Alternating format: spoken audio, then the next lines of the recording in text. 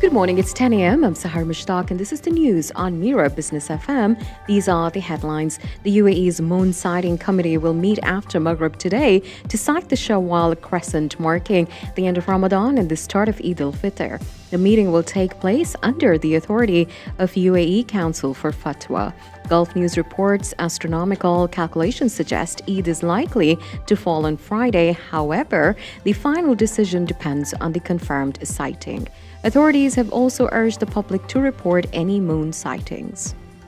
General Authority for Islamic Affairs, Endowments and Zakat announced today that Eid al-Fitr prayers in the UAE will be held inside mosques only this year. Open-air prayer grounds will not be used for Eid prayers. Officials say mosques across the country are fully prepared. They have the capacity to accommodate worshippers safely, according to Khaleej Times. The public is advised to follow all official guidelines during prayers. The UAE has highlighted its growing role in global trade discussions. Minister of Foreign Trade Dr. Thani Al-Zayudi took part in the high-level talks at the World Economic Forum, according to Emirates news agency WAM. He stressed the importance of open markets, strong partnerships, and flexible trade policies.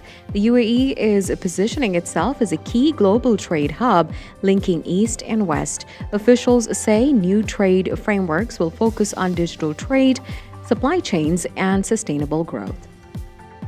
Flight operations across the UAE are gradually returning to normal. Airlines including Emirates, Etihad, Fly Dubai, and Air Arabia are running limited schedules as per the news on Gulf News today. Passengers are advised to check flight status before heading to the airport. Delays and route changes are still expected due to earlier airspace disruptions. Authorities say safety remains the top priority as operations stabilize. That's the news for now. Follow more news on our website, mirabusiness.fm.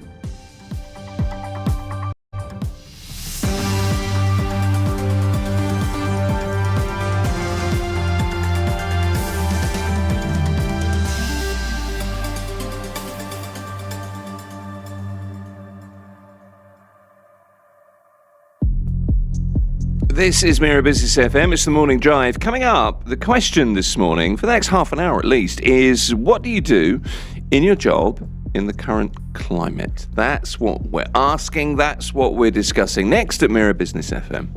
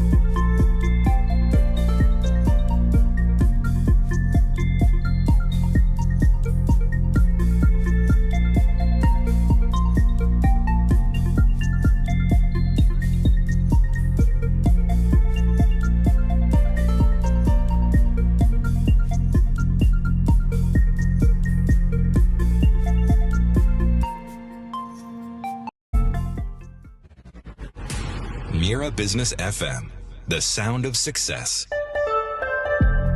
Mira Business FM, the morning drive. My name is Tim Elliott. Good morning. And good morning to David McKenzie joining us to talk jobs and HR and recruitment and more. Still in Australia, Mr. McKenzie. I know. I can't seem to leave. Well, you know, there are worse places to be in the world. Yeah, I had a new introduction for you this morning, by the way, which I haven't used yet. I was just going to prepare you for it. I hate to think of what it is. Oh, I think you're going to like it. It's almost a little bit Wu-Tang Clan, almost. Oh, so here we go. I'm pretty sure most people won't understand who Wu-Tang Clan are. Wu-Tang Clan, a collective of rappers from New York who seem to be into kung fu movies. That's we're going back 35 years, but they're still kind of socially relevant in a way. David Mackenzie is the grand poobah at Mackenzie Jones. How's that? Not bad. Love it. Thanks. I love all these things. It makes me sound really important. Well, I'm always keen for these. That's what we're going for. So look, the question this morning, and I think a lot of what we can talk about today kind of relates back to our discussion last week, because it's still kind of most of the conversation at the moment, is it, with, the times that we find ourselves in. But you sent me a text yesterday and said, the thing we need to talk about now is, what do you do in your job in the current climate? It's a huge question. There's a lot to discuss. So where do we start, Mr. Mackenzie Jones? I think we start very, very simply. Don't panic. Right. Just the UAE is doing a very good job of containing what is a difficult situation. So your employers and people that you work for are trying their best to manage their business in this current climate. You need to do everything to help them do that, because if this continues on, let's be honest, there will be job losses. Companies will not be making money, and they will have to cut their staff. So if you're in a situation where you're seen as one of those people that's really gone out of your way to help your company and really pushed everything you're doing to be successful, they're going to remember that when push comes to shove. That sounds awful to say, but it's a very real prospect. Well, it is, and it seems like it's a sensible policy. I mean, it's kind of understandable if UAE employers are hitting the pause button at the moment, because I keep using this phrase, and it seems to apply to everything, this kind of holding pattern that we're in. I don't, at the moment, interesting. I said to my guys the other day, and obviously I'm 7 hours ahead of you, so it's now 5 o'clock in Australia. Beautiful place, by the way. Lovely people, very lovely people. But I kind of want to come home. And I think most of my clients have said the same thing. We're figuring out what's going on. We're trying to get a feel for the market, what's happening, and we're not making knee-jerk reactions, which I think is a very mature way of looking at it as a company. I think that the family groups and the local groups are a lot better situation than some of the multinationals, because they have a home market, and they're not driven by sentiment from New York or UK, where they don't know what's going on here to a degree. And I think, but what I say to my consultants, and I've been saying to my clients and my candidates who are looking, just don't resign, don't make knee-jerk reactions. If you don't feel safe in the UAE, it's up to you whether you leave or not. But the reality is, whatever happens, this will end like COVID ended, and the UAE will bounce back very quickly, as it always does, Tim. We've been here that long. We've seen this, whether it be a COVID, a recession, a GFC, or, a conflict situation, then everything does work out in the end. And I'm a bit of an optimist on that, and I do believe it will happen. Nothing wrong with being an optimist, I think. GFC, Global Financial Crash or Crisis. Sorry, crisis. Yeah. That's. No, I like the acronym. That works. It's difficult to be. It's hard being positive, but if you can do it, and that's kind of the advice there. If you're in your kind of day-to-day work now, to be positive, to go that extra mile, to put in the extra effort, the hard yard at the moment, that's a good thing. There's a that was an alert on the phone there. It was, yeah, absolutely. It's been a few overnight. No, look, Tim, being honest, I don't know what the situation is like. I haven't been there. I've been stuck in Australia since that time. But I'm keen to get back. And I think one thing I've seen from my company, that's Mackenzie Jones, is a huge amount of resilience. Some not. Some have taken this, it's affected their mental health, which it does. And I'm very aware of that with people. But a lot of our team have just said, look, we have to get on with our day-to-day job. We can sit and worry about what's going on and all the things that could happen, but none of them have happened to us yet. So the reality is we still have day-to-day jobs. The longer you can keep going with that, And the longer the UAE keeps pushing growth and supports the economy and supports the people, the quicker we'll be out of this, hopefully. I'm pretty sure there are bigger and smarter and more intelligent people than me and you, Tim, who are there trying to fix this problem. And at some point it will be fixed. Well, let's hope there are bigger and smarter people than you and I, because if there's not, that presents a whole world of hurt. We're doomed. Look, I made some notes yesterday. Sent you some notes yesterday. There's a few questions in there, and these are kind of a little bit all over the place. But that's it's indicative of the times, isn't it? In terms of employer reaction to the conflict, what are we seeing at the moment? Could you even begin to characterize that from the people that you talk to? I think at the moment, and this sounds odd, everyone's trying to be business as usual. And there are two reasons why. One is they're trying to make sure their staff are safe, happy, and being kept up to date with the situation, whether they're working from home or working from the office. I think most people are back in the office now because the government's trying to push people to have a normalized work life.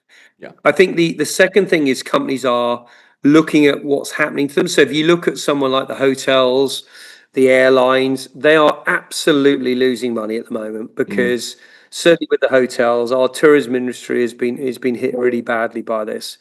But what will happen, I suspect, in the next couple of months, if this continues on, then companies will have to cut some staff. And we know that because they're commercial businesses. Now, how do you as an employee make yourself the most valuable person when those cuts potentially could happen? And that's what I reiterated in the beginning. Make yourself valuable, support your company, go overboard to help people in your organization.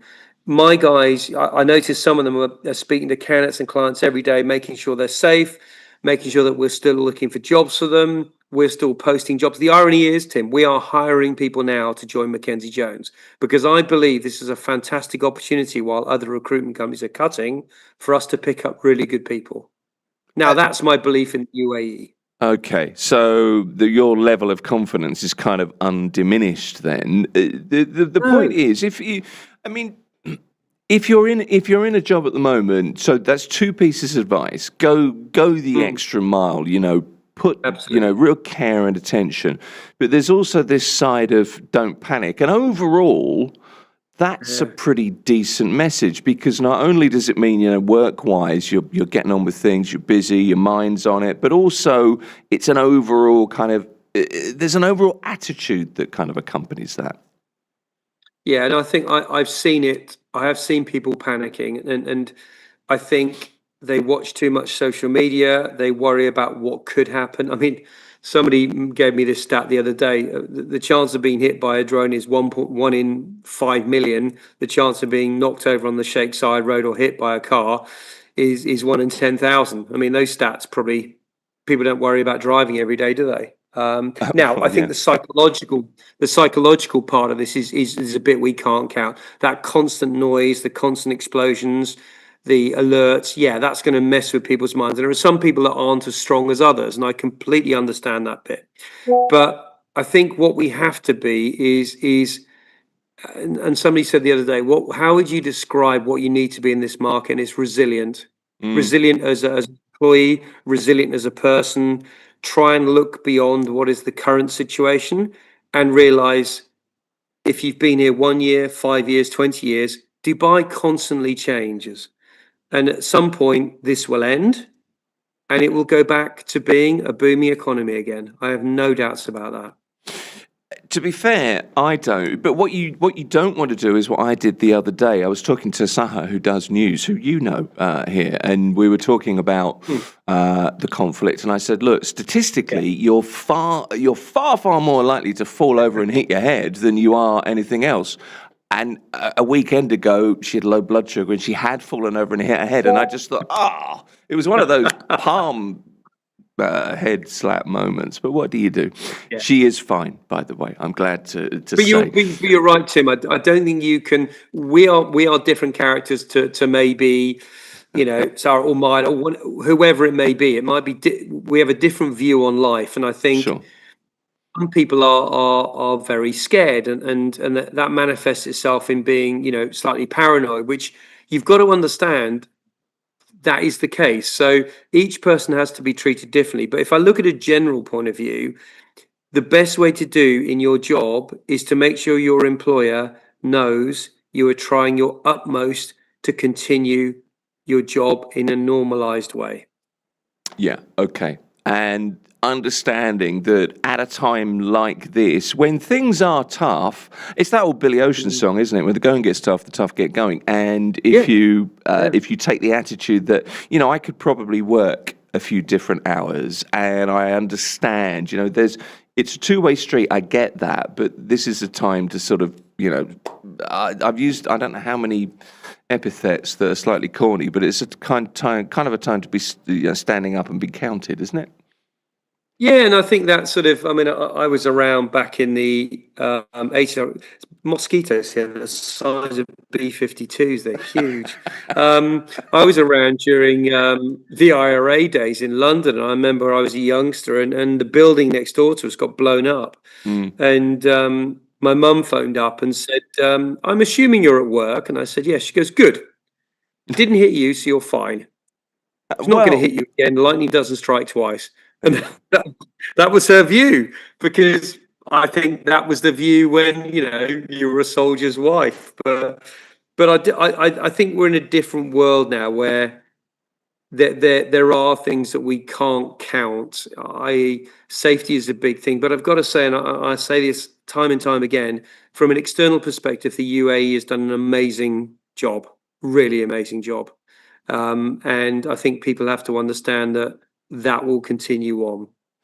I think you're absolutely right. So let's have a quick look at who's hiring and who isn't hiring at the moment. Assuming, let's just take into account the people who are looking, because it's an ever-present situation, isn't it, for lots of us. Who is, where is it not maybe the best time to be looking? In which sectors, which industries? Well, I've named it. Hospitality is a very difficult one at the moment to move into. I think if you look at the areas that are doing really well, supply chain and logistics have done very well, because obviously we're trying to figure out ways of keeping the supply chains open. Cyber, tech, because obviously we're having issues at the moment on the tech side. I think some of the service industries are going to start to suffer. I think the retail spends will go down. I think Emirates are doing an amazing job of keeping the UAE flag flying, and I think they're outstanding. And they're doing everything to keep their people flying as well. So I think there are pockets everywhere. I mean, we've just done a comp and bends role for a very big client, which is a new brief, and that's to look at how they can retain people in this market when salaries potentially going to go down, and do they have to look after people more? So it's a very, those are some of the areas that we're actively recruiting for. Sales and marketing has always been good, because you need salespeople out there to try and push the products. Okay, so reasonably positive in that there is a great deal of activity. That's what I'm gleaning from what you're saying.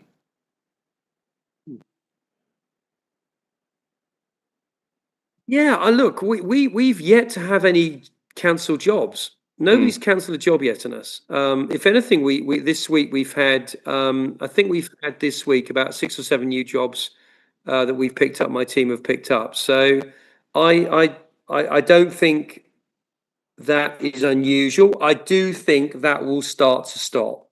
I think the clients, as the conflict goes on, and there are less and less people, a tightening on the oil price, etc. I do think we're going to see clients park their recruitment or put it on hold. So what we're doing, our RPO business, is very much looking at how we can restructure businesses for clients at the moment. So I don't know. Again, Tim, I'm an optimist. I've been in this market a long time.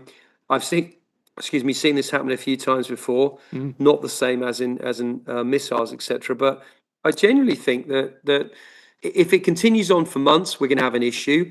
If it continues for a month or so, I think we might be okay. But again, I'm not an economist. I just see it from the ground perspective where clients are briefing us. But it's interesting to get your thoughts because you're talking to people who employ people. You're talking to people who are moving into new employment, and talking to people who are directly coordinating between those two, the employee and the employer. So there's a real kind of, I suppose it's like a real time field. There's a gauge that you offer on what's going on. Yeah. A couple of things. Yeah, what I typically do each week, especially. Sorry, there's a lag, Tim. Apologies. That's all right.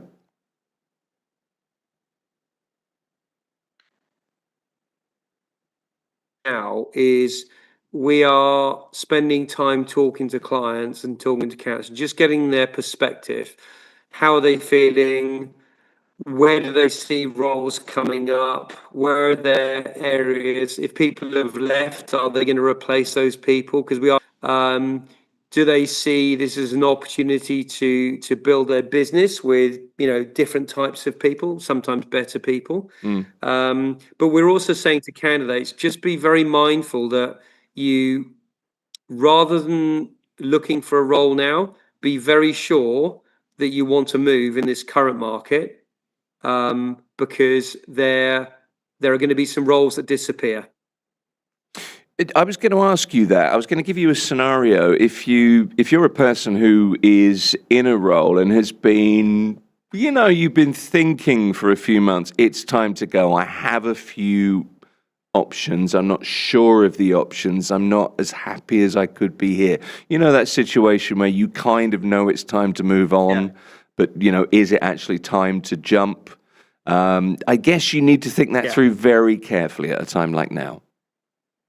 Yeah, and this is where you need to take advice from recruiters, take advice from family, take advice from ex-bosses, ex-family members, etc.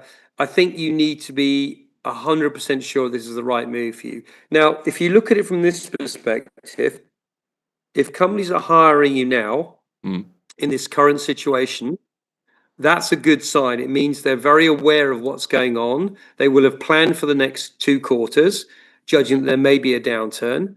So I think actually we've had 2 clients accepted roles recently, one in UK, weirdly enough, who's coming to one of the big banks here. And he said, I'm not concerned at all. They've started remotely. They've told me what the plan is, and the person is working now. So I think that's another good indication. I'm going to give an example. One of our clients, Emirates MBD, they're all back in the office. They're all going for it. And there are definitely roles there. So quite frankly, if they're doing it, I think a lot of other companies will be. Well, you'd have to figure, wouldn't you? I wanted to put a few points to you. I was doing some research yesterday. I sent you some notes, as I've said, but a lot of what will follow now, I think we've covered in recent weeks, last week in particular. But I think it's worth reiterating, and I'm kind of aware that we've only got half an hour with you today. But if you're job hunting in the Gulf, in the UAE and Saudi Arabia, wherever across the Gulf right now, there's a shift in kind of mindset and approach, isn't there, that you need to have, because we're in it's polarized at the moment, quite naturally. There are a few things that jumped out at me, and you've mentioned this already, targeting the resilience sectors, if you like. So cybersecurity, logistics, supply chain, defense, aerospace, energy risk, storage, that kind of thing. Those are the areas at the moment that are standing out.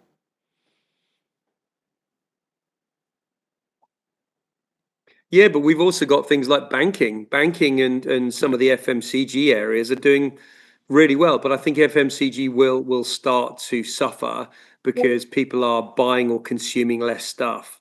So our banking sector seem to be doing quite well at the moment. I know there were issues with the ATMs, etc.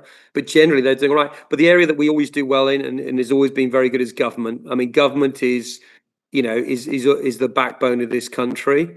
and they're doing a very good job and still hiring good people. Okay, here's another thing. I've highlighted this in yellow because some of this will make you laugh, some of it will maybe make you draw a breath, and there will be other reactions too. But pivoting your CV for the reality of 2026 is something that you'll see this in the notes I sent you. Traditional CVs focusing on hypergrowth or market expansion, less effective at the moment. So instead of growth strategist, I'm not sure what that is. What about business continuity and risk mitigation? How does that land with you? Yeah, what you're saying, a growth specialist is essentially a salesperson who goes out there and develops a new part of the market. Yeah. So you remember this plain English thing, and there's people overly complicate English, unfortunately. Usually, I think. Look, your CV has to give a very good indication of what you're doing, but you have to have a very good reason for leaving now. Why are you looking to leave? And you've got to take the view that this is a blip in the UAE's business lifetime. So if it's a blip, why are you looking for a move now? And you've got to say, look, whether there is a crisis on the go or whatever, I need to find a new job because this is what I'm good at. This is what I'm great at doing. So what that says to as an employer is that you're used to ups and downs of the business world, and you're very capable of.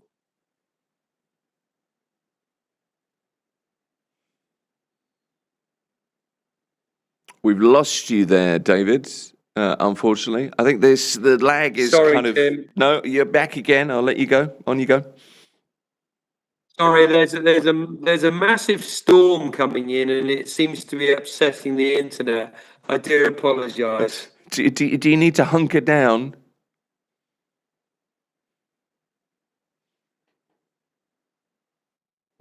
No, it's a storm of rain, not of metal. Okay. So let me just put something else to you, and I bring up the phrases that you find on the CVs, partly because sometimes it's amusing, but partly at the moment. There's a couple of things here I think were interesting, and it goes to the approach. If you are looking for new employment at the moment, and as you say there, you have to really know that this is the right move, because as you say, this is a blip at the moment in terms of the life cycle of the UAE business community, if you like. But instead of logistics manager, supply chain rerouting and insurance compliance, or perhaps if this is your area of expertise, cross-border experience, the navigation of land corridors over Saudi Arabia or Oman or whatever. But the point I'm trying to make is, as much as, euphemisms make us both laugh, there's a very real approach here that highlights very specific skills at a time when in some ways maybe you need to stand out in that way.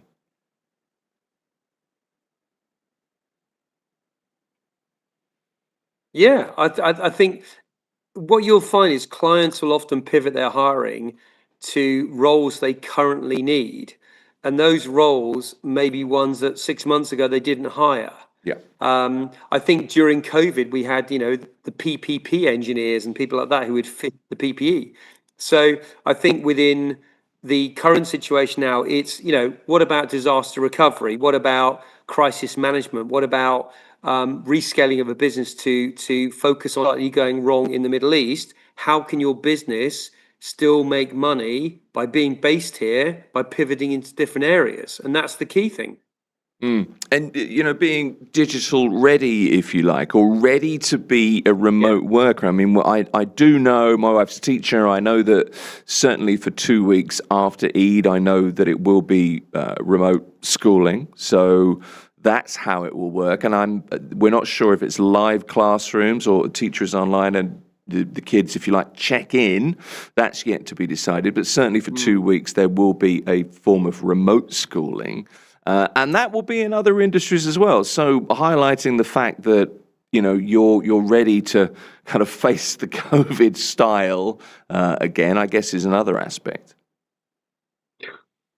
Oh, I feel so sorry for those mums and dads who have to homeschool kids. I mean, I remember when mine were younger. That's the last thing I'd want to do. I got to say that must be hard It's because tough. Yeah. kids, by the very nature of what they're like, they want to be out playing, seeing their mates, not sitting in front of their mum and dad who've got full-time jobs trying to teach them how to do maths. I mean, it must be a nightmare. But again, and I say this with a slight pinch of salt because I'm not in the UAE at the moment. I will be hopefully next week. I'd love to see you next week, actually. I'm hoping that we will, on a daily basis, have better news. And I know this is the end of our conversation, Tim, for now, but I do hope there are saner minds out there looking at this set. And I think for anybody who is currently in the UAE government's doing an amazing job to keep everyone calm, safe, and trying to keep the economy going. So you as an individual, try not to panic. Try not to get, sucked into social media. Focus on your job, focus on your family, and focus on being safe. David Mackenzie is the CEO of Mackenzie Jones. Hopefully back in town next week. I'll let you weather the storm. And once again, David, thank you very much for today. Appreciate having you on. A pleasure. Thank you. This is Mira Business FM.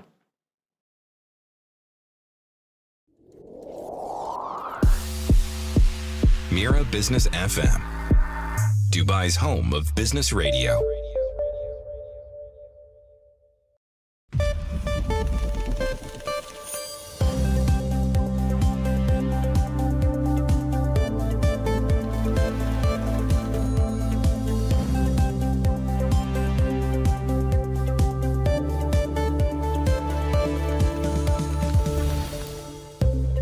Good morning, it's 10:30 a.m. I'm Sahar Mushtaq and this is the news on Mira Business FM. These are the headlines. The UAE's medicine stockpile is secure and can meet local needs, the Emirates Drug Establishment, EDE, has said. Dr. Fatima Al-Kabi, Director General of the EDE, confirmed that the country's strategic reserves of medicines and medical supplies are sufficient. They can cover demand across the UAE. She made the remarks during visits to pharmaceutical facilities. She reviewed production capacity, technology, and quality standards according to Emirates News Agency WAM. Dr. Al-Kabi highlighted the growing role of local manufacturers. She said this strengthens the national drug supply chain. She also praised the advanced regulatory systems that ensure steady availability of medicines. Starlink satellite internet is now available in the UAE. The service is run by Elon Musk's SpaceX. It uses satellites in low Earth orbit to provide fast internet even in areas where regular connections are weak, according to Gulf News. The launch supports the UAE's plans to boost digital services. It also gives residents and businesses more options for reliable internet. The UAE's Moon Sighting Committee will meet after Maghrib today to sight the Shawwal crescent, marking the end of Ramadan and the start of Eid al-Fitr. The meeting will take place under the authority of the UAE Council for Fatwa. Gulf News reports astronomical calculations suggest Eid is likely to fall on Friday. However, the final decision depends on the confirmed sighting. Authorities have also urged the public to report any moon sightings. And now a quick market and currency update. Bitcoin today is trading at $74,126 US.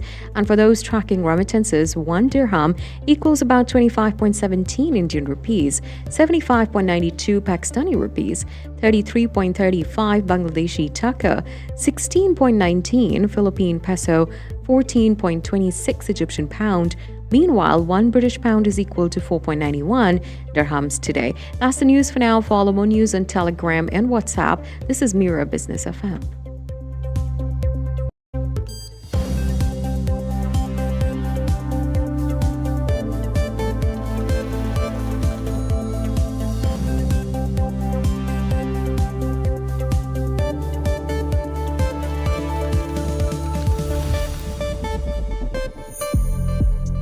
It's the morning drive. We're turning our attention to helping firms stay resilient and protect their balance sheets. We're talking trade credit insurance next at Mira Business FM.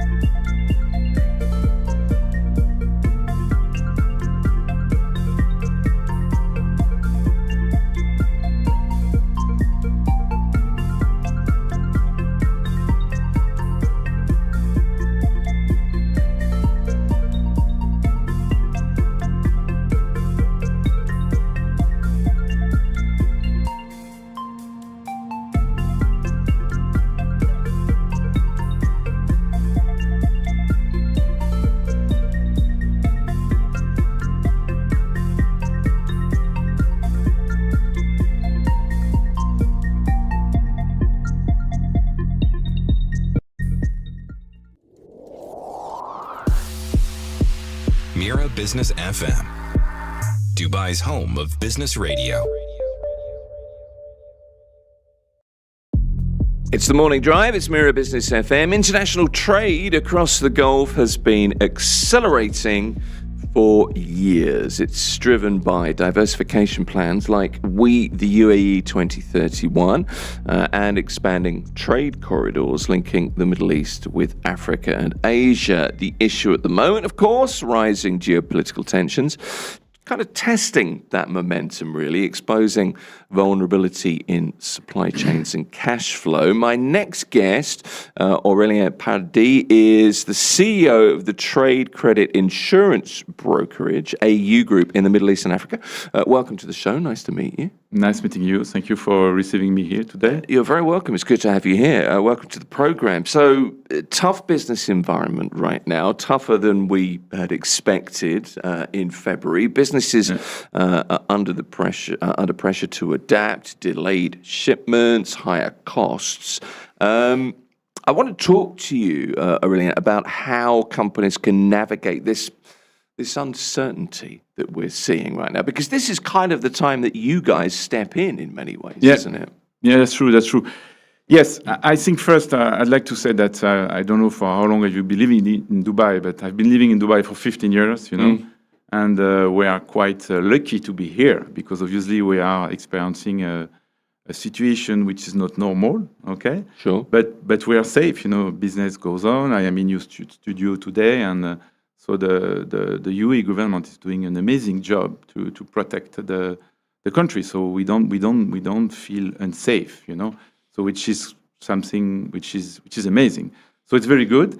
Nevertheless, as you mentioned, I believe businesses, the economy is slowing down. Yeah. And it's already starting, and businesses are going to face a new reality in the region. And when you are an entrepreneur, you have a business, it's SMEs or even a large company, you need to adapt. Okay.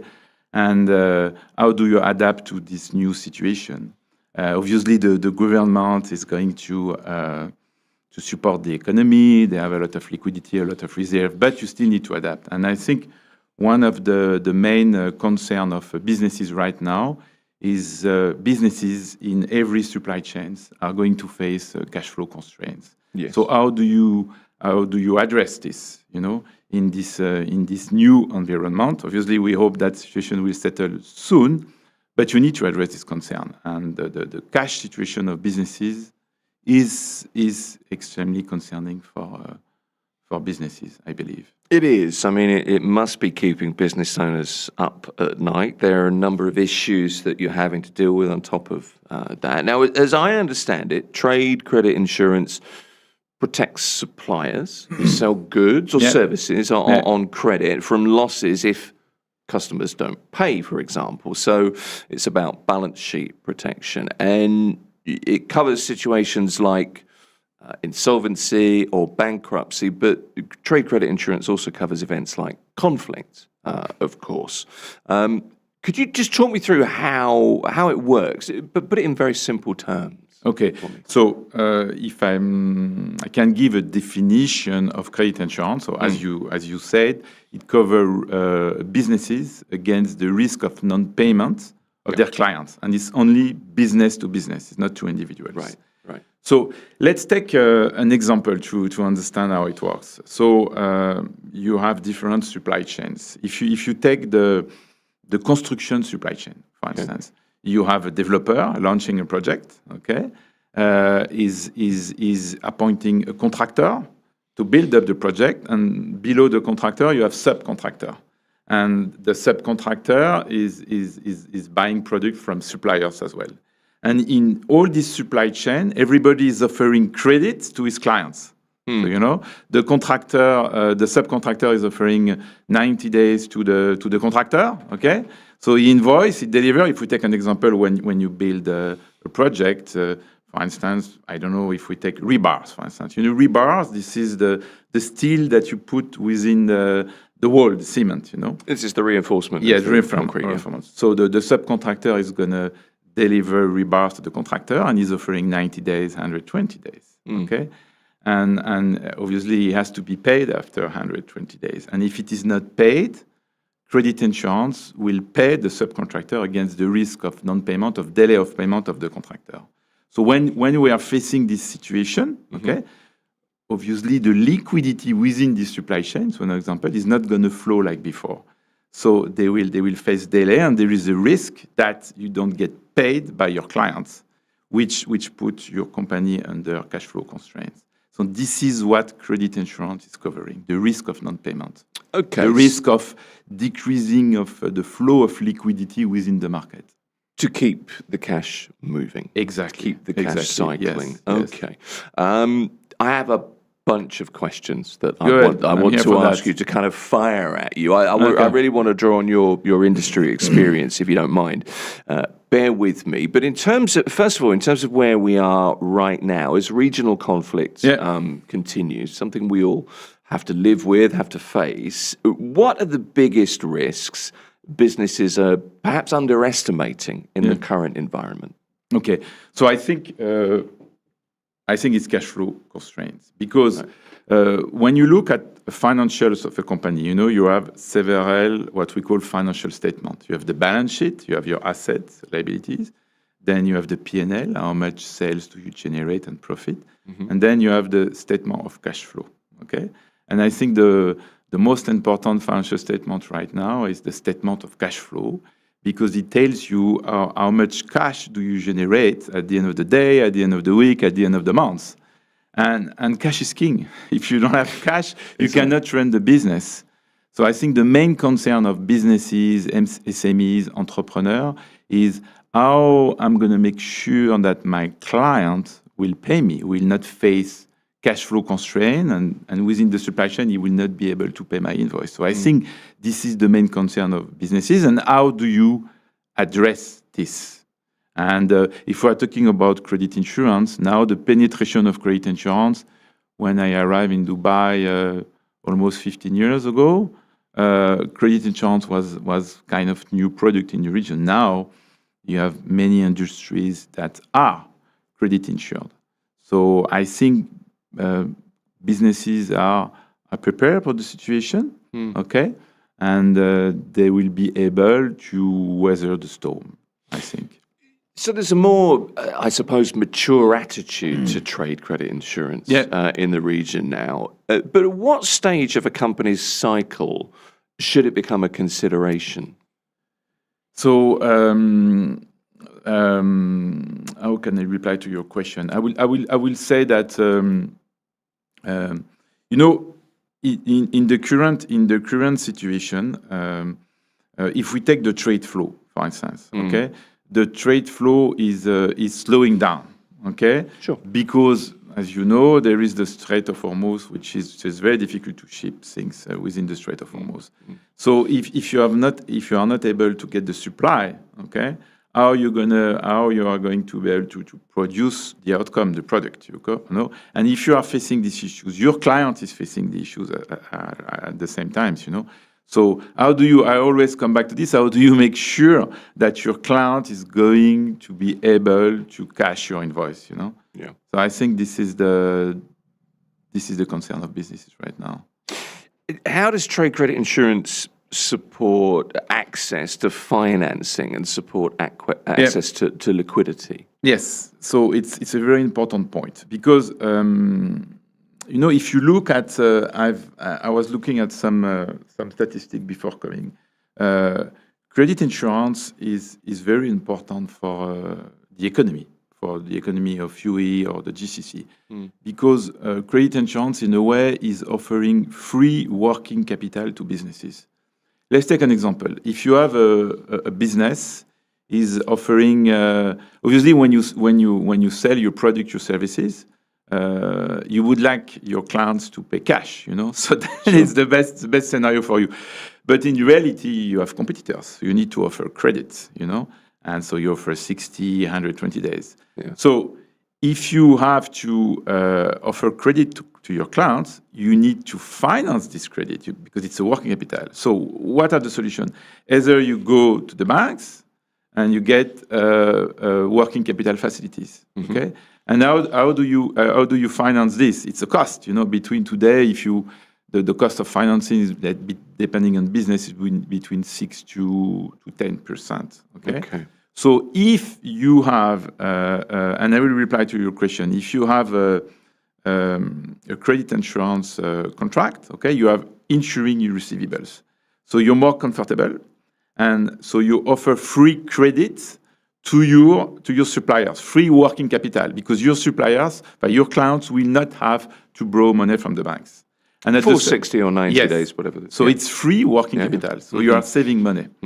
So I was checking in the UAE, roughly credit insurer are covering between 28 to 30 billion dollars of offering 28 to 30 billion dollars of coverage on businesses and companies in the UAE. So it's extremely important because this is money that you will not have to borrow to clients. And as well, to exactly reply to your question, when the businesses insure their receivables, it's easier to get access to financing facilities, to working capital facilities, because the bank, they consider that your account receivables, your sales, the invoice are saved. So if they are saved, you're sure that you will be able to cash it, okay, either from your clients or from a credit insurer. So then they are more comfortable to offer you financing facilities to buy goods from your suppliers, for instance, which and as well at a lower financing cost because you are insuring your account receivables, which is one of the main assets of your balance sheet. So you get access to cheaper financing and more financing from the banking industries, especially right now. It's even more important. It was critical. It's critical, is the answer. What role does real-time credit intelligence, if you like, play in decision making? Yes. So credit insurance is not just covering the risk of non-payment of your clients. Right now, as we mentioned, we are facing a slowdown of the economy, because of the situation. Obviously, the government is very agile, and they're gonna find solution. They have a lot of liquidity that will be injected within the economy, so they will help the businesses to restart. But nevertheless, you need when the activity is going to restart. When the situation will be settled, all the businesses are going to restart, and you need to sell. Okay, but the question is, I have a client approaching me. He's asking me to offering 120 days, 60, 90 days of credit. How do I make sure that this client manage to weather the situation, to weather the storm? Okay, how do I select my clients? And thanks to credit insurance, this credit insurer, they have the information to guide you to which client you should offer credit. Because if you look at the situation, if you look at the financials of 2025, okay, you can assess the financials of 2025 of many businesses in the region, but the economy was really booming 3 weeks ago. So the 2025 financials are very good, but this is the past. How do you monitor what's going on now? And only credit insurer has the information because they have something called payment experience. They know the overdues. They know in which industries, because they are insuring many clients that are starting to report overdues on business. These businesses is not paying me. So they are able to measure right now what's going on and not based on the past, based on what's going on now. So getting this information, the prevention part of credit insurance is very important. I'm a French guy, as you know, and we say in French, credit insurance is a triptych. It's a strange word in French. It means 3 services. Credit insurance, it's prevention, collection, and identification. So the idea is not just to insure you, is to help you to grow your business. How do you select? How do you grow safely your business? And the business is going to restart, and how you are going to select your clients. And the prevention part, thanks to the database and the information of credit insurer, are very key for clients to navigate when the economy restarts. And now, the credit insurance is not like before, The penetration is much higher than 15 years before. So many businesses are insured, and credit insurer has a lot of information about clients, corporate, SMEs within the UAE economy and even the GCC. We're a little bit short on time. We've got 5 minutes or so, but Okay. I want to throw a couple of more questions at you. And again, drawing on your industry experience. Practical steps for companies, excuse me, that companies should be thinking now so that they can strengthen their resolve, their resilience. What are you telling clients, companies at the moment?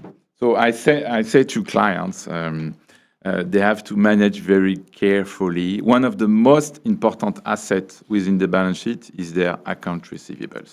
Okay, so what you have invoiced to your clients, and it's very important in the economy. You know, I took some statistic before coming. You know, if you look at the balance sheet of a company, you know, you have the asset.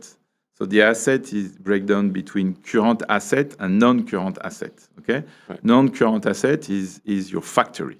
Okay, so you insure your factory against the risk of fire or whatever.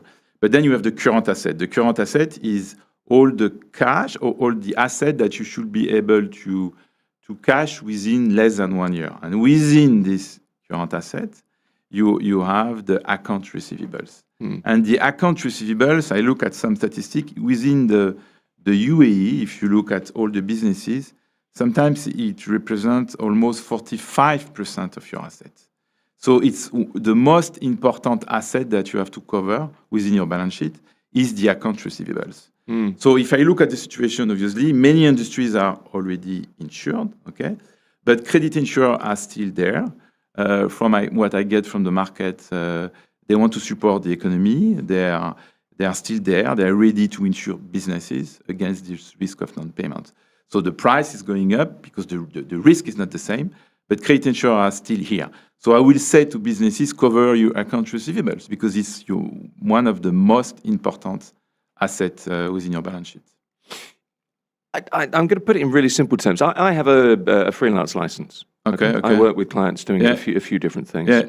But the way I relate to this in really simple human terms is I do a job for somebody. I know that at some point down the road, they are going to pay me.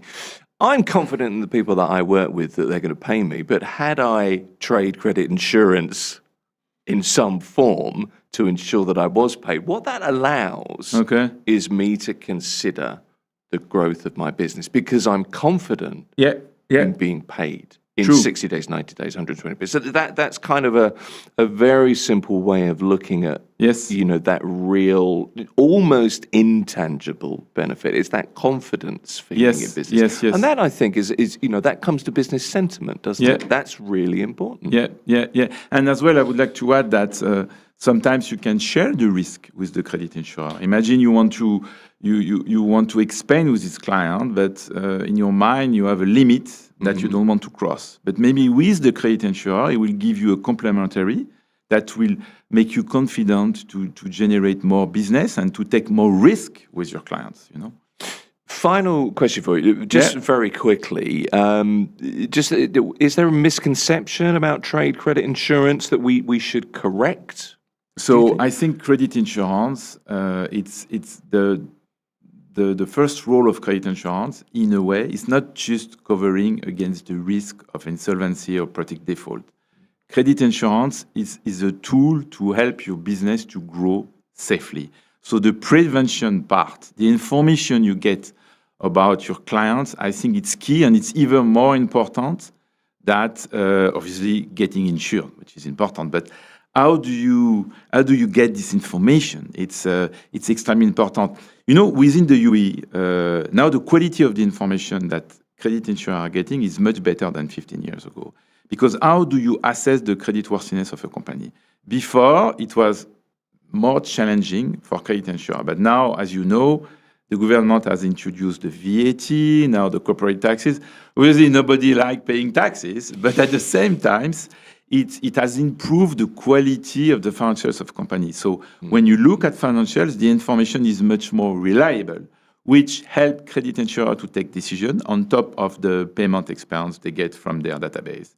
So it's easier for credit insurer to support businesses to help them to grow their business safely. Much easier than 15 years ago when I arrived in this country. Aurélien Paradis is the CEO of the trade credit insurance broker AU Group in the Middle East and Africa. I appreciate you coming today. Thank you for joining us. Thank you very much. It was a pleasure to be here with you today. Good to have you here. This is Mira Business FM.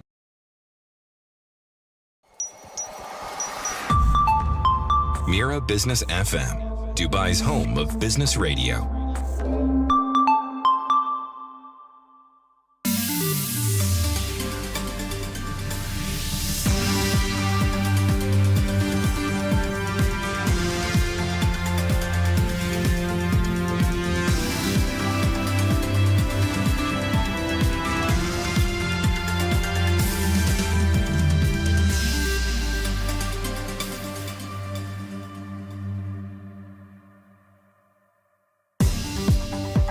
Good morning, it's 11 a.m. I'm Sahar Mushtaq and this is the news on Mira Business FM. These are the headlines.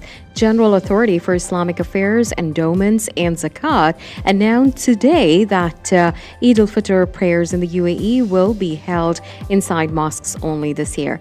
Open-air prayer grounds will not be used for Eid prayers. Officials say mosques across the country are fully prepared. They have the capacity to accommodate worshippers safely. According to Khaleej Times report today, the public is advised to follow all official guidelines during prayers. UAE Minister of Foreign Trade Dr. Thani Al-Zayudi met with the UAE International Investors Council today. They discussed the country's long-term trade and economic plans. Leaders shared ideas to support growth. Dr. Al-Zayudi said the council helps shape national strategies, and he added that it also strengthens the UAE's role as a global trade hub. Flight operations across the UAE are gradually returning to normal. Airlines including Emirates, Etihad, Fly Dubai and Air Arabia are running limited schedules according to Gulf News. Passengers are advised to check flight status before heading to the airport. Delays and route changes are still expected due to earlier airspace disruptions. Authorities say safety remains the top priority as operations stabilize. The European Parliament is taking steps to revive its stalled trade deal with the US. Members in the European Parliament had agreed to schedule a committee vote to start the process. The deal originally reached last summer sets a 15% tariff on many European exports to the US. At the same time, Europe would cut some of its own tariffs to zero on US goods, according to Emirates news agency WAM. Supporters say reviving the agreement could ease tensions between Brussels and Washington. Officials also warned the European Commission may respond firmly if the US does not honor its commitments. That's the news for now. Follow more news on our website, mirabusiness.fm.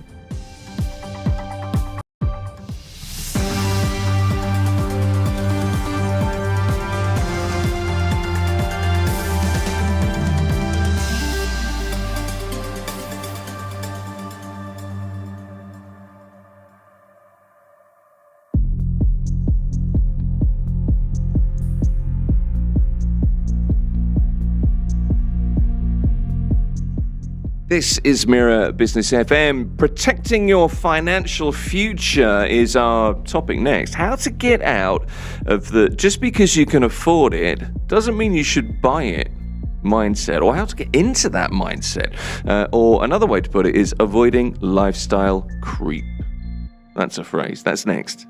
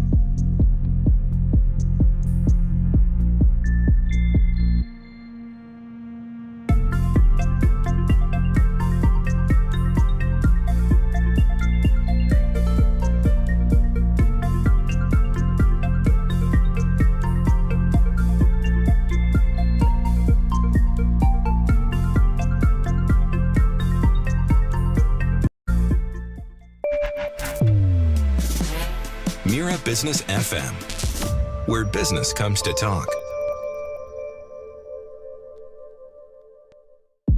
On the morning drive, how to stop lifestyle creep and protect your financial future was an article in local media, Khalij Times, I think it was, either earlier this week or just last week.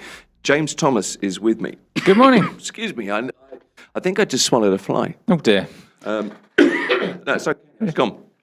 So you noticed the thumb? I know. I keep looking at my thumb, thinking, what on earth is going on there? I was chopping lettuce. Pretty serious. Chopping lettuce. Yeah, I know. It's not cool. People keep saying, "What have you done to your thumb?" I'm like, boxing, Thai boxing, kickboxing, whatever. I use that, but actually, chopping lettuce, super sharp knife, and I just managed to slice through.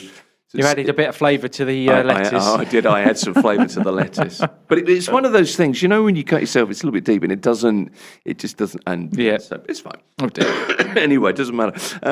Right. You're here this morning Yes. to talk about this.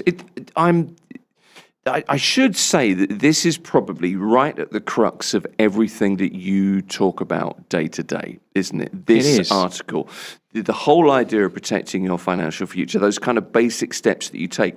Now, this is from by an American personal finance guru, and she does a column for Khalij Times. I don't know if it's weekly or every so often, but her name is Suze Orman.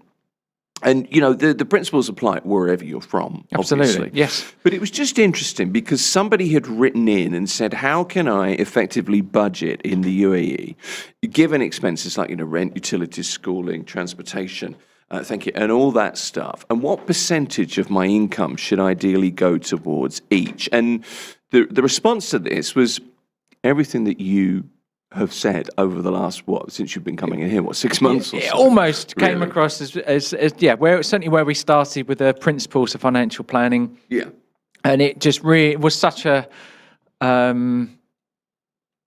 relevant question. And it was just so whether it was how it just relates to so many people and so many parts of the conversations we've had. And I agree with you when you said this is something we should discuss. Yeah, I mean, let me just read you the first paragraph of the response to that question. So how do I budget? Given everything that I have to, pay out. And the person says, budgets are like diets. You restrict and restrict. You lose £10 for a little while. You feel great. So if you've ever dieted, you can relate to that, I'm sure. But then you get tired of saying no to everything, and the rules start to feel suffocating. You slip a little bit, then a little bit more. Before you know it, the £10 that you lost have come back. And more. And, probably. Often away.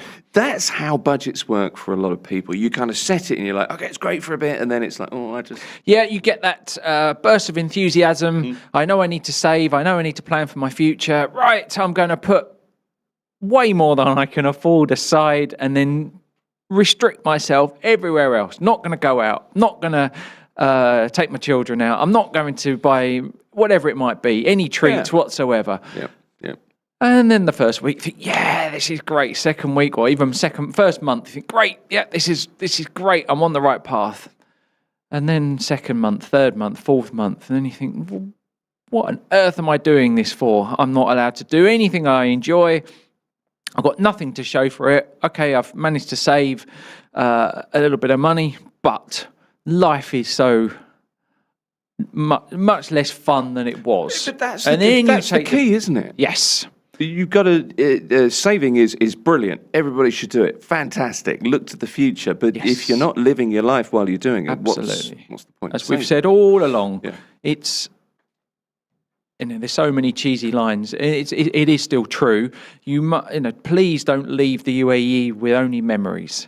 That's one of the most pertinent ones, I think. If you've been here 5, 10, 15, 20 years, as a lot of people have, and make sure you go home with more than memories. But that saving has got to be in balance with everything else in your lifestyle. Yes, if you're, we were just talking about the next guest and luxury cars. If that car costs 50% of your take-home salary, then I would suggest that's you're spending too much on that. Yeah, it's not a viable proposition. Not a viable is it? proposition. But when we're doing budgeting, as we said right at the very beginning of when we started doing having these conversations, start with get a plan, or not even a plan, sorry, an idea of what you're spending. So the old-fashioned way was have a goldfish bowl or a fruit bowl and just put all your receipts in there for a month, because then you get a far better idea of actually what you're spending money on,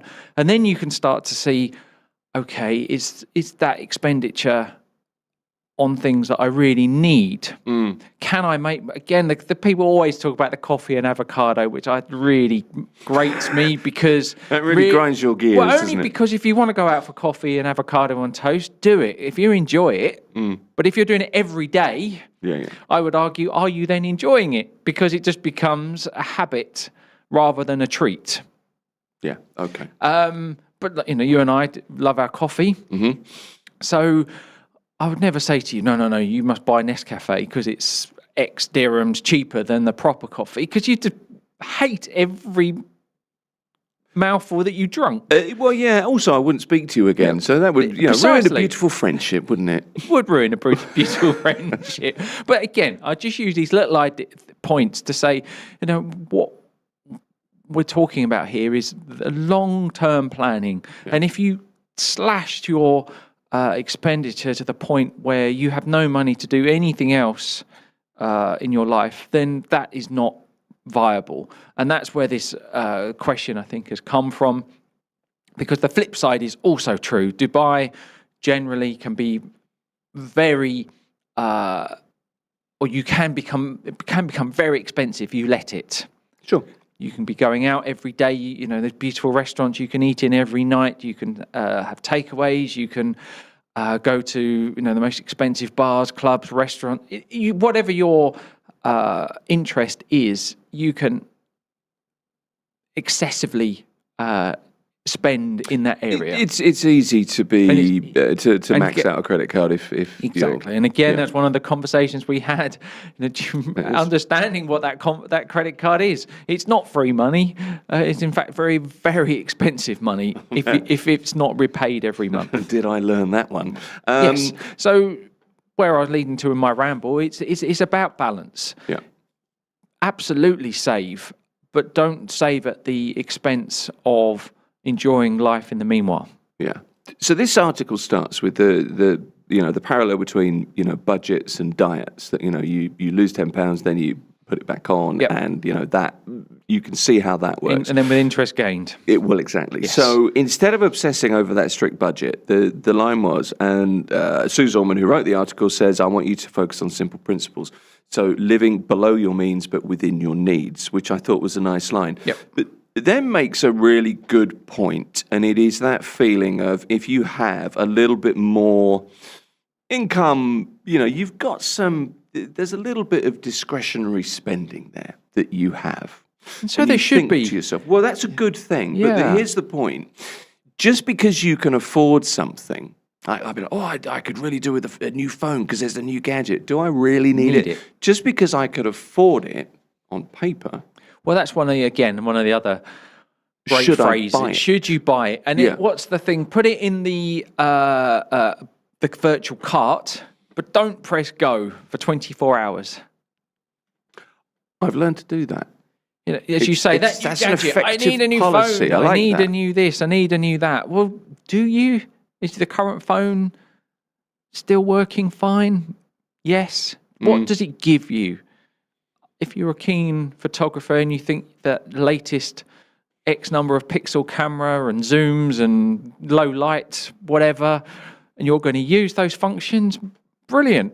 And if you think you're going to get pleasure from the pictures that you're able to then take, but if it's just 5% better than the one you've got, is it just going to then sit in your pocket, handbag, wherever, and be just like the previous one? Well, this is the challenge with tech, isn't it? It is. You talk to people. We had a tech journalist in the other day, Kevin Sebastian. He was saying, look, I'm going to upgrade to this new Samsung, I think it was, because he was a few iterations, maybe 3 models behind. And there was a real reason that it wasn't 5% better or 10% better. It was 15, Significantly 20% better. And, that's worth the investment, and its old batteries running down. And that's kind of how you have to look at it, isn't it? Yeah. But Yeah. again, same with cars, same with whatever that big discretionary purchase is. Has the car done X 100,000 kilometres, is now costing more in maintenance than just to keep it on the road, then yes. And again, I'm not saying we shouldn't upgrade these things if we can afford it.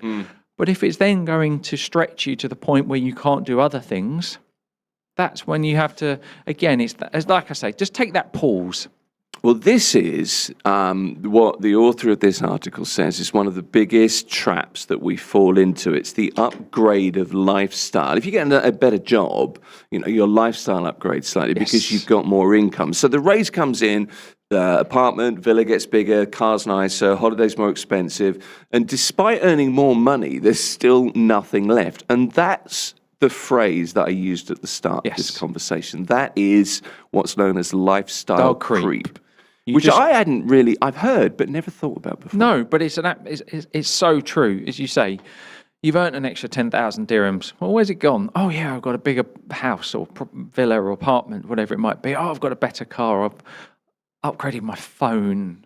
We're now going on a second, third holiday.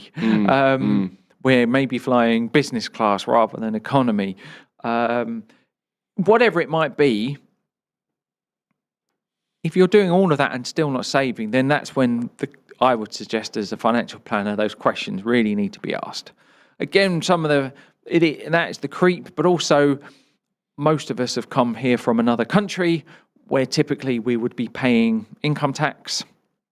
And I've often said in the UK, typically high rate tax of 40%. There is a 45% threshold, but use the 40%. If you're able to save half of that, then you're still going to end up in a way better position than you would have been back in your home country. But you've then got another 20% to play with for those discretionary spends, for those things that make life feel enjoyable, to enjoy yourself. Again, it's really trying to convince the mind. Because that between the ears is probably the hardest thing to convince and change those habits, those things that you're become ingrained in doing, and just remember why you're doing what you're doing. This is why, articles like this kind of, I was going to say re-bang the drum, but that's really what it is. You're banging this drum constantly, but it just kind of reinforced. I was just reading it thinking, I think there's some interesting points. There's another point in here as well that, let me put this to you, and I know you're going to nod as I ramble on now, but at some point you have to ask yourself an important question, okay? When do you buy what you can afford versus what you actually need, right? So if you can afford more than what you need, the understanding that you need to reach, according to this, and I think it's right, is it's not a signal to spend more. Okay, it doesn't have to be a signal to spend more. True, yes. What you have there is an opportunity to save and strengthen your financial future. So it is that kind of habit forming. It is, and as you say, it's not really convincing you. It's tricking your mind in many ways, isn't it? Okay, I'm going to do the right thing. Yeah, But again, it comes back to that balance. While I may be able to afford it and not leave myself in debt, which is even worse, but actually I'm now earning sufficient to be able to do this. But should I? My car might only be a few months, a couple of years old. Do I need to upgrade it? And again, the classic UK phrase is keeping up with the Joneses. The next door neighbours having the latest, greatest thing or another great one that I really like is it's buying things I can't afford to impress people that I don't like with money that I don't have. It's just that the point being is that if you're not careful, you can end up in this slippery slope of doing things that ends up putting you in a much worse financial position. Whereas if you were just to pause, think, say, oh no, I don't need this, or I don't need it this month. This month I'm actually going to save some money. And then suddenly, as I say, it's that trick of the mind. Well, I did it last month and life was still great. We did all the things that we wanted to do. well, I'll do it again this month, and then next month, and then suddenly a year has gone by, and you've managed to accumulate a significant amount of money, and then you've almost achieved the trick, as it were, because you can see the fruits of your labour, the reward for those small sacrifices that you've made over the course of that year. It's simple, isn't it? It's the intangible, because you've never done it before, so it wasn't really a thing, becomes a thing, so it becomes tangible because there is an amount of money piling up. Yes. Perhaps you will invest or save or whatever you do with it. The other thing is, before you make a purchase, it's that pausing, as you say, put it in the virtual cart, think about it for 24 hours. Yeah. But the question you need to ask is this a need or is this a want? Yes. And Do I really need this, or is Yeah. it just something I want to have? And again, sounding incredibly ancient, but if we just go to a shop in the old-fashioned way to buy something, you are probably going out. What is this shop of which you speak? As Isn't that when you opposed- open the phone, you open the app? Is that like a shop?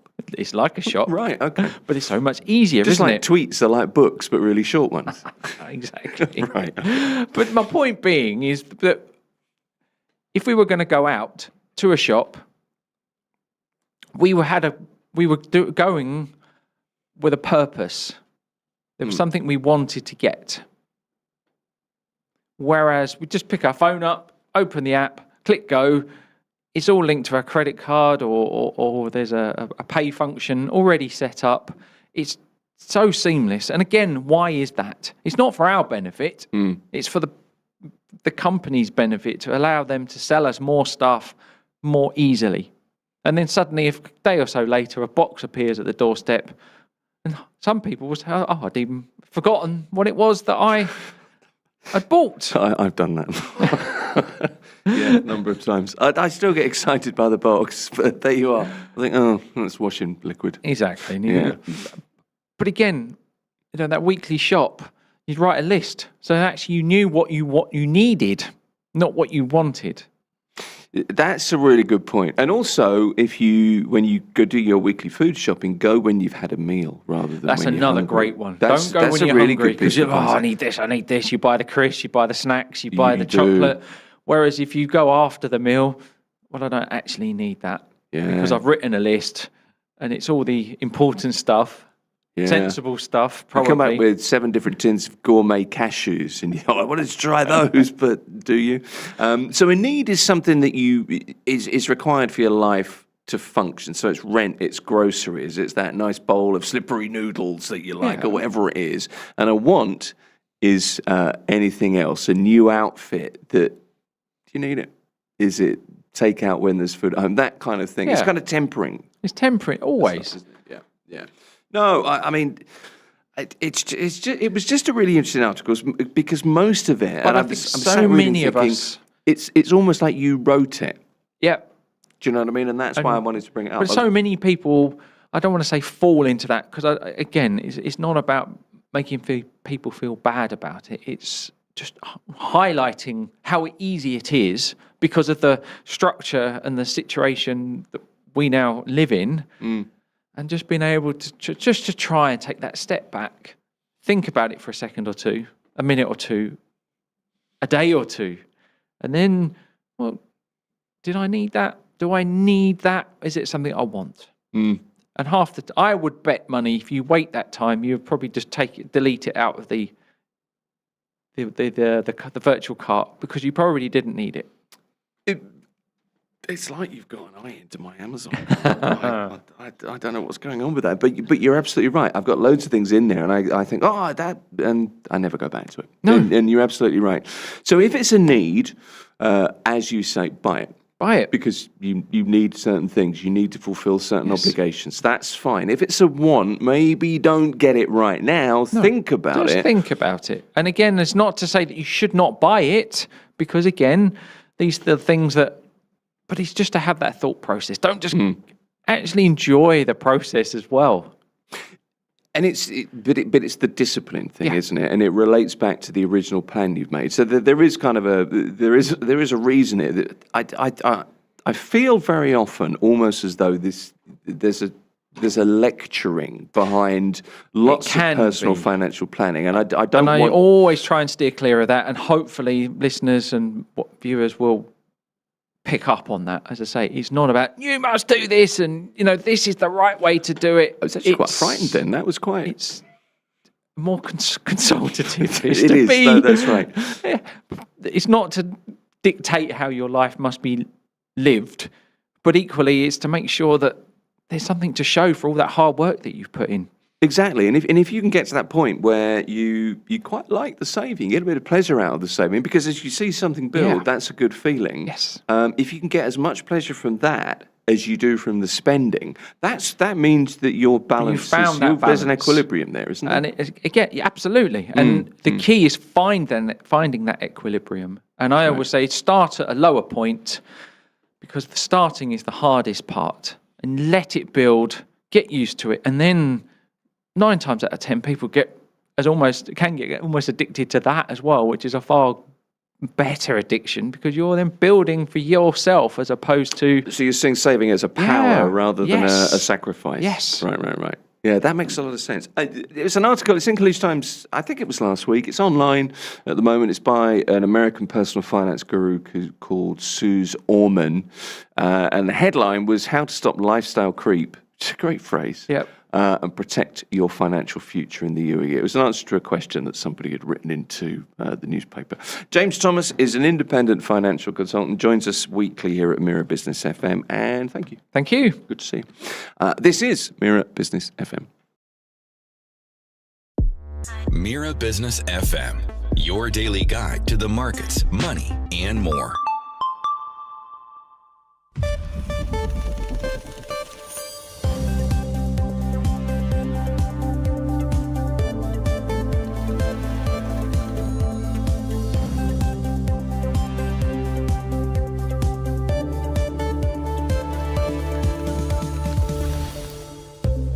Good morning, it's 11:30 a.m. I'm Sahar Mushtaq and this is the news on Mira Business FM. These are the headlines. Starlink satellite internet is now available in the UAE. The service is run by Elon Musk's SpaceX. It uses satellites in low Earth orbit to provide fast internet, even in areas where regular connections are weak, according to Gulf News today. The launch supports the UAE's plans to boost digital services. It also gives residents and businesses more options for reliable internet. Industry experts warn that the ongoing conflict in the Middle East could increase the risk of ATM jackpotting, according to Khaleej Times report today. Jackpotting is a type of cyber attack on cash machines. Hackers make ATMs spit out large amounts of cash like a slot machine. The threat is growing because of rising tensions in the region. Experts say criminals may exploit the situation to target banks and customers. Security professionals are urging banks to strengthen protections and monitor machines closely to prevent such attacks. The European Parliament is taking steps to revive its stalled trade deal with the United States. Members in the European Parliament have agreed to schedule a committee vote to restart the process. The deal, originally reached last summer, sets a 15% tariff on many European exports to the US. At the same time, Europe would cut some of its own tariffs to zero on US goods. According to Emirates news agency WAM, supporters say reviewing the agreement could ease tensions between Brussels and Washington. Officials also warn the European Commission may respond firmly if the US does not honor its commitments. And now, a quick market and currency update. Bitcoin today is trading at $73,908 and for those tracking remittances, 1 dirham equals about 25.17 Indian rupees, 75.92 Pakistani rupees, 33.35 Bangladeshi taka, 16.19 Philippine peso, 14.26 Egyptian pound. Meanwhile, 1 British pound is equal to 4.91 dirhams today. That's the news for now. Follow more news on Telegram and WhatsApp. This is Mira Business FM.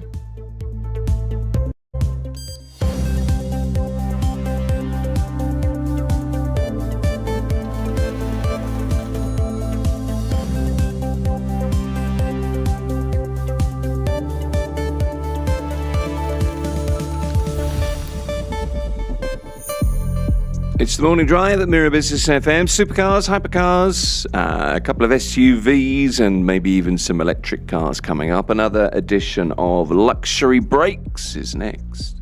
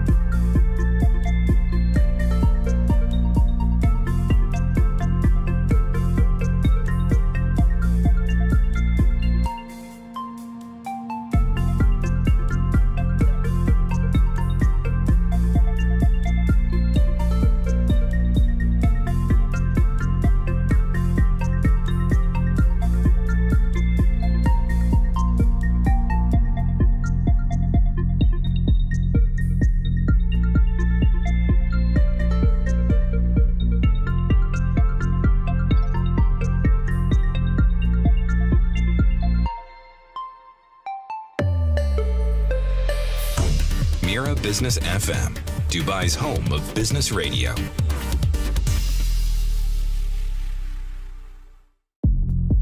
It's the morning drive. This is Mira Business FM. Time for another edition of Luxury Breaks. Jacek Ziemek is here from X Motors. Jacek, it's always a pleasure to see you. Good to have you in. Good to see you as well. Nice to see you. I know we brought you in on a Wednesday this week ahead of Eid, but we're just keen for you to be here. I just came from. It's almost like you've moved in. We just sold our SVJ. What have you just sold? SVJ. Really? What? So tell me. Does it sounds familiar for you? It sounds familiar to me. Okay. Yes. It's a big thing with a huge, proper power horse. Okay. Inside and a roadster. So we have another happy customer. We're just preparing the car for the delivery. That's why you're smiling today. I'm smiling because I'm talking about the proper things. Yeah, I know you are. Well, Not like 1.5 liter. Okay, no. Well, we'll come to that. That's one of our stories. I've also, and I should just warn you, if you're watching this now, James Thomas is still here. James has just been here. He's an independent financial consultant. We know, and that's how we love him here. But he is also a friend of mine who is a petrol head in every possible way. You, James, I know a few years ago bought to me, you bought an old banger of a car. Old banger. Some people have called it that, yeah. But it's a 1973 Porsche 911. Believed to be the first one that was ever imported into the UAE back in the mid-70s. Okay, and you keep it garaged in the summer, and then you drive it in the winter. I try and drive it in the summer, but it doesn't like the summer much. So real petrol head for you. So I thought you two could meet and talk about camshafts, or I don't know, or something that would make you happy. Look, a few things to talk about this week: supercars and hypercars and things like that. But I wanted to start with this because I think it's worth just mentioning. And I know, James, you've seen this story as well. An EV charging breakthrough. This is in China. 97% in 9 minutes. 258 extra ultra-fast stalls. And this is Shell. I think it's in Shenzhen in China, but it's the biggest high-speed charging mega hub. It's kind of fuel terminal scale as well. But I mean, that's game-changing, isn't it, for electric cars? One of your favorite things. Check. They announced, so you never know what is behind the Chinese words. Okay. Okay. Well, it's real. In the real world, you can connect your brand new, beautiful Chinese car with this fast charging, and it will just burn. Okay. So you never know. Remember the Samsung stories from a couple of years ago. The phones that caught fire. Yeah. Well, they dealt with that well. They announced. Yeah. So in a real world, it might happen within a year or two, right? Mm-hmm. And try to understand how it should work. You have the terminal with, let's say, 50 charging stations. And each of them has this powerful potential. How to power the station. Okay? Mm-hmm. It's not so easy.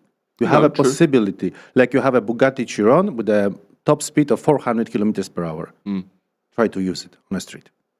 Well, okay, that's kind of a fair point. But the thing about this is, it's the way the tech is moving on. So it's the speed of charging. So this is BYD, their new charger. So you can charge to 70%. I said 5 to 7 minutes. I think that's about right, but they're saying 5 minutes. A full tank, so 97, 98%, 9 minutes to get to. So if you're, on a very long journey, and you're at a service station, you're breaking the journey, it's the same as, filling up and going for a cup of coffee. It's just a theory right now. It's just a theory. No, these lightning fast chargers are there, and the batteries potentially... You read about it, but you never seen it, you never touch it. Well, I haven't touched it at the moment, no. But, the technology is here. How quickly it translates to being technology on the road is a different thing. But 1,000 kilometers of range... The question is, how much do you want to bend the physics? Okay, how much you can bend physics, I suppose. But that's what people are talking about, and that's what we're starting to see. So the future for electric cars, I would argue, is we're talking about stronger than you would argue. Such a things, and we are not able still to manufacture the mobile phone, which survive one day, right? So Yeah, but that's probably because we overuse mobile phones. Treat You it sit and like scroll constantly. some technical gossip. Okay. Okay. All right then. Well, there you are. That's one story down, and this is Jacek, James, for you. Let me talk about something else and bring something else up for you, because I know you laughed at this as well. But it's interesting because it seems as though every month a new SUV is released. Doesn't matter whatever variant, whether it's diesel or petrol or electric or hybrid or whatever. This is a new one from Mitsubishi, and it's interesting because there are loads and loads of Mitsubishi Pajeros. Very popular car, very reasonably priced car. It's a decent car. It's a good-sized family car. So you can see why that is. That's reasonable, right? There is a new one with, I think, maybe the worst possible name. It's called the Destinator. If you've read... That is the most interesting in the whole story. the fact that And the name the is rest there. is not even worth mentioning. I read this on Zig Wheels, which is a local site, okay. The review is really led by lots of the marketing bump in there, to be fair, but it's the argument whether this should be your next family SUV. What did you think of the car, and in terms of the technical specifications? I saw in the story that there is no engine there. Okay, they forgot. So we can, I suppose there is no brakes as well. And the suspension is fulfilling these ideas. So you have a You're big so car deadpan, to load the family inside and try to reach your destination in the shopping mall. That's all finished. Right, okay, that's Not what it is. worth even thinking as a petrol head about this kind of It's a car. white good. It's a perfectly usable car for someone who's got absolutely no interest in cars. Yeah, okay. It's a 1.5 litre engine in a big three-row SUV. It does have... For a scooter is a good idea. Okay. It has...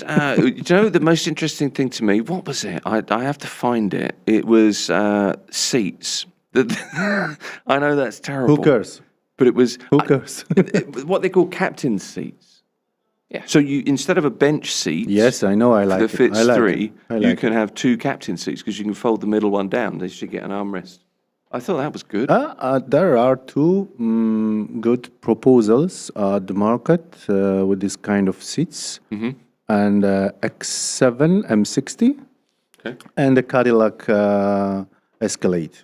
Both? Yes. Yeah, I've Both seen equipped those, yeah. with quite good engines.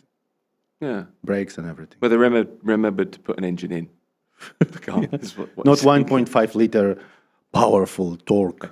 Well, the Destinator is out soon. It has USB ASC chargers in as well, so that's useful, which is good. Anyway, do you want to talk about the new Ferrari? I know that you do. James immediately knew because I said, "Would you stick around?" Because James will often comment on the things that you say, Jacek, Okay. as will many people. But I thought this was interesting, and I thought this would maybe excite you more than the Destinator. So, from being where you For are sure, now for down, sure. we'll bring you up again, if that's all right. New Amalfi Spider. How excited are you about this? Just a new version, but it's hard to say how successful would be this car. Because I looked at it, and I'm not the car guy that you are in any way, shape, or form. I make no claims to that. But I looked at this, and I thought, that's The really nice. Ferrari suffers with Really finding nice. something significant like they did before. Like you remember, the most successful for the last years was at the 458. Okay. Engine of the year, many rewards from the market, and now is highly appreciated. Already classic car, I think, or it will come in this way very soon. That's pretty quick, huh? Yes. But now they're looking for something to fulfill this gap between the F80 and the new project like a Testarossa and simple cars. As I said, 296 is a perfect car for driving, but it's ugly. Whatever you say. No, you're on record as that. You've said that a few times. I mean, this is a twin-turbo V8 front-wheel drive mid-engine 640 horsepower car. I looked at it, and I my immediate thought was it's a little bit retro, a little bit late 90s looking in design terms. I know you're looking at me, good. James, but that That's to good. me, That's good. Well, I liked it, and I good. really like that. It looks to me, it's great. They pitch it as it's got two little seats behind it. It's a two-seater. It's a two Plus, difficult to get children in there. yeah, it's Yeah. very small in the back. Two Yeah. seats and the two shopping bags. Yeah. Well, it is It's really. more for the touring, for your extra luggage, that sort of thing. I think the idea of the Amalfi is more of a tourer. The 296, as you mentioned, is the mid-engine sports car. Yeah. I mean, it's more than a sports car. It's so much. It's as fast as their previous supercars. Whereas the Amalfi is being pitched as it's still a sports car, but with a more of a touring lean. So it's a bit If softer. you're looking for the sport car, appeals to me. it would be the best choice, even if you don't appreciate this design and everything, because still it's a Ferrari. Yes. The DNA is a proper one. Yeah. Okay. Well, did you like it? Do you like the shape of it? Do you like the look of it, James? I do. I think it's improved over its predecessor. Roma. Yeah, the Roma. But I think that was quite easy to do, dare I say. And reading the spec I don't think anyone's actually driven it yet. No. It looks, I'd be very happy to have one. But that goes back to our previous conversation of wants and needs. Yeah, it does. Absolutely. Well, that's a need for you. That's next level, isn't it? Would you? Is this something that would My only question is it not too soft? Yes. too soft in what way? Too soft in As a suspension, because this car is the target for this car are not the enthusiasts. Okay. yeah. It's like a leisure kind of statement car for the It's weekends. looking good in your daily Yeah, driver, yeah. this one, isn't it? Yeah. Try and broaden Ferrari's appeal Right. Okay. rather than being the pure. And this is also the complaint from many regular customers of Ferrari. The 296 GTB is too soft. Yeah. Yeah, It's, you've said that before. it's not to have a proper quality driving, you need to order the Assetto Fiorano package. Otherwise, it's too soft. But it's funny because for the regular one, you can order the lifted front, but for the Assetto Fiorano, which is lower at the car, it's not possible to order.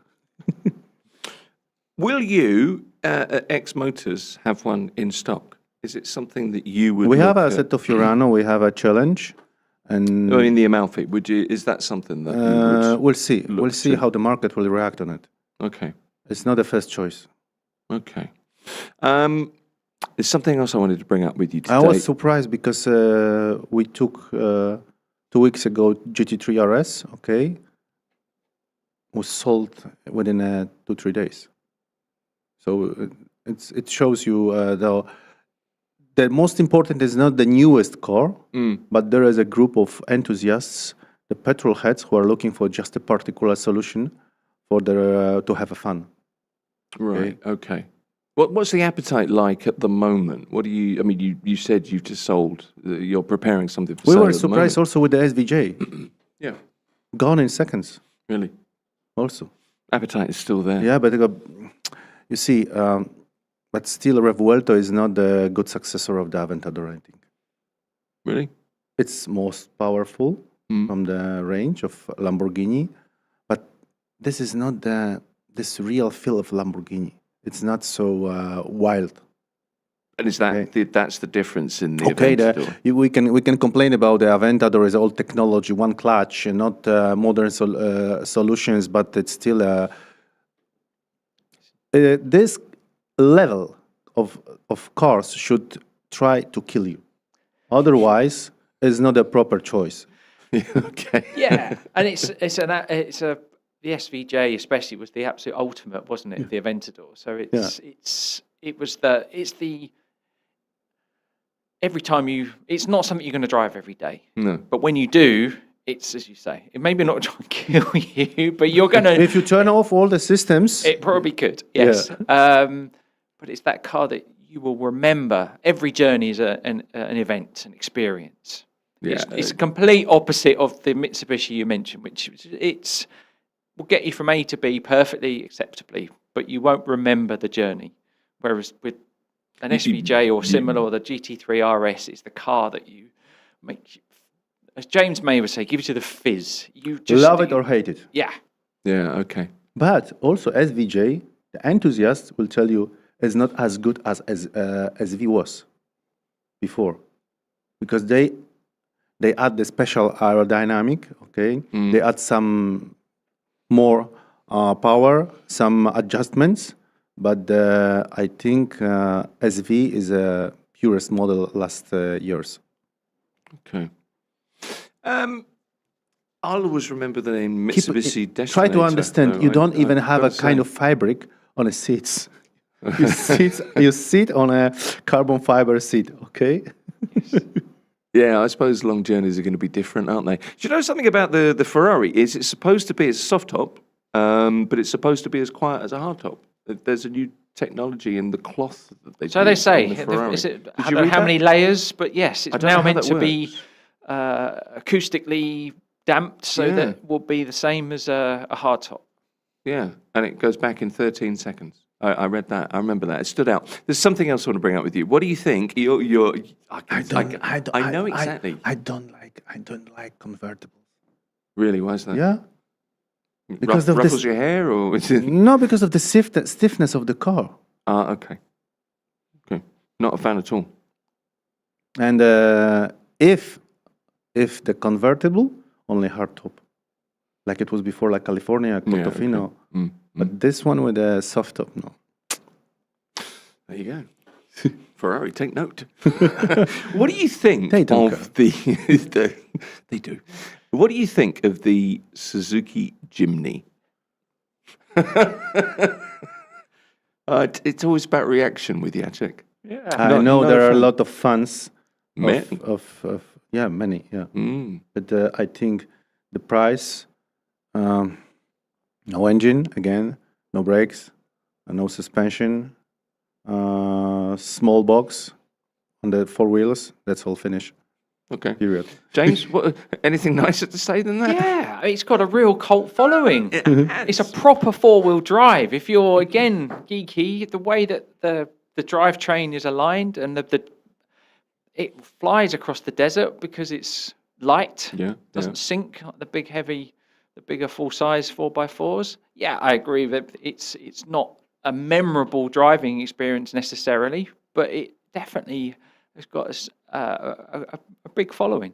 Well, it has a big following here, and I think there's an effort being made to turn it into a more memorable driving Yes. experience, because there's the new Art Edition, which it's an Emirati done car.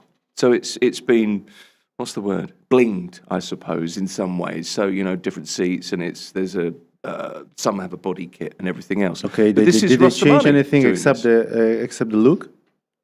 Not a great deal, but you get roof lighting, you get Alcantara seats. But that's the point of this, isn't it? It's Okay. really just to stand out.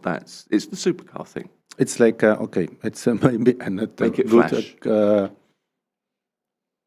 He looks great, but he's dumb.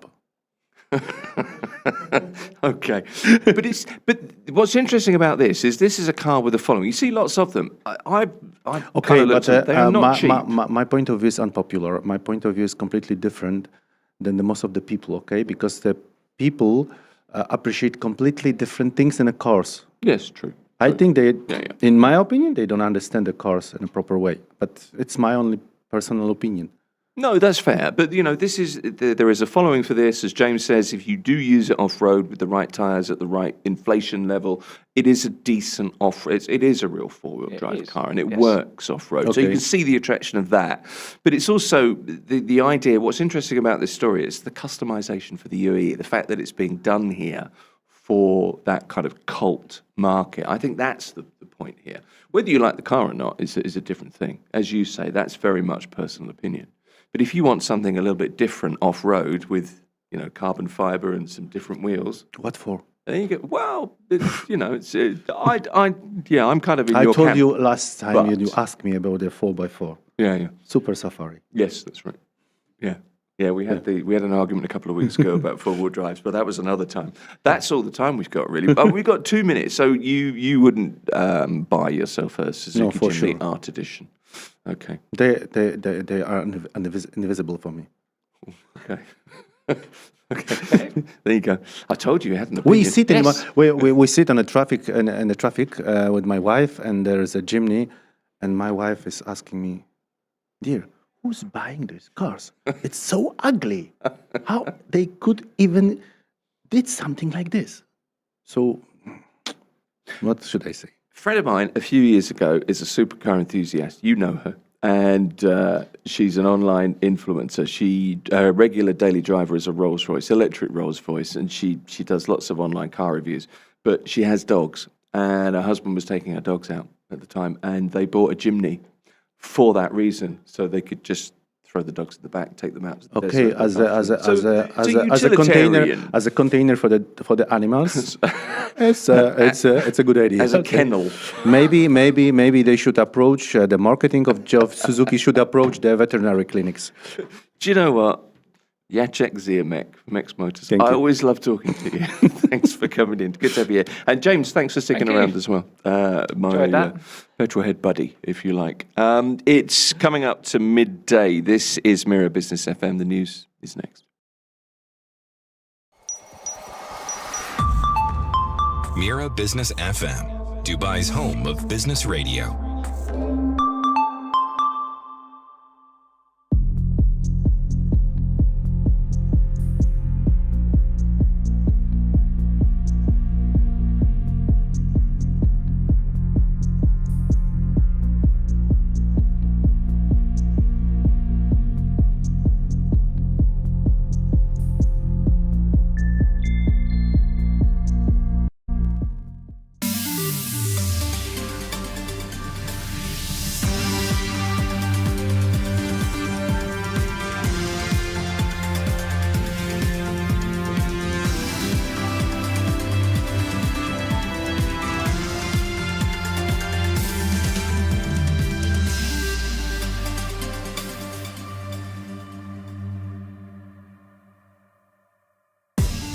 Good afternoon. It's 12 p.m. I'm Sahar Mushtaq, and this is the news on Mira Business FM. These are the headlines. The UAE's medicine stockpile is secure and can meet local needs, the Emirates Drug Establishment, EDE, has said. Dr. Fatima Al-Kabali, the Director General of EDE, confirmed that the country's strategic reserves of medicines and medical supplies are sufficient.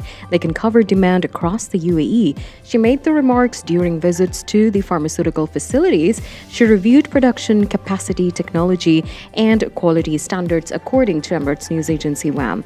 Dr. Al-Kabi also highlighted the growing role of local manufacturers. She said this strengthens the national drug supply chain. She also praised the advanced regulatory systems that ensure steady availability of medicines. The UAE's moon sighting committee will meet after Maghrib today to sight the Shawwal crescent, marking the end of Ramadan and the start of Eid al-Fitr. The meeting will take place under the authority of UAE Council for Fatwa. Gulf News reports astronomical calculations suggest Eid is likely to fall on Friday. However, the final decision depends on the confirmed sighting. Authorities have also urged the public to report any moon sightings. General Authority for Islamic Affairs Endowments and Zakat announced today that Eid al-Fitr prayers in the UAE will be held inside mosques only this year. Open-air prayer grounds will not be used for Eid prayers. Officials say mosques across the country are fully prepared and they have the capacity to accommodate worshippers safely, according to Khalij Times report. The public is advised to follow all official guidelines during prayers. Starlink satellite internet is now available in the UAE. The service is run by Elon Musk's SpaceX. It uses satellites in low Earth orbit to provide fast internet, even in areas where regular connections are weak, according to Gulf News today. The launch supports the UAE's plans to boost digital services. It also gives residents and businesses more options for reliable internet. Industry experts warn that the ongoing conflict in the Middle East could increase the risk of ATM jackpotting, according to Khalij Times report today. Jackpotting is a type of cyber attack on cash machines. Hackers make ATMs spit out large amounts of cash like a slot machine. The threat is growing because of the rising tensions in the region. Experts say criminals may exploit the situation to target banks and customers. Security professionals are urging banks to strengthen protections and monitor machines closely to prevent such attacks. The European Parliament is taking steps to revive its stalled trade deal with the US. Members in the European Parliament have agreed to schedule a committee vote to restart the process. The deal originally reached last summer, which sets a 15% tariff on many European exports to the US. WAM reported that at the same time, Europe could cut some of its own tariffs to zero on US goods. Supporters say reviving the agreement could ease tensions between Brussels and Washington. Officials also warn the European Commission may respond firmly if the US does not honor its commitment. That's the news for now. Follow more news on our website, mirabusiness.fm.